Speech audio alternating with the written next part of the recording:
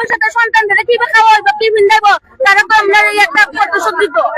আমরা এটা সংস্কার চাই যাতে এভাবে আর পরবর্তীতে এরকম দুর্ঘটনা না ঘটে, সেজন্য আমরা সবাই সংস্কার চাই এবং এর সুষ্ঠু বিচার চাই।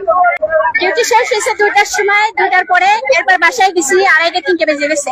বাসায় যে শুনি যে মুরব্বী গেছে যে আমাকে সুমন ভাই মারা গেছে পানির ট্যাঙ্কি পড়ে। দুপুর 2টা কি এখন পর্যন্ত প্রশাসন কোনো জবাব দিতেছে না, এমনকি বিডব্লিউর মানুষও কোনো জবাব দিতেছে না। ওই ট্যাঙ্কির যে উপরের দেয়াল পুরোটা বসে উনার উপরে পড়ার কারণে উনি সাথে সাথে মারা যায়।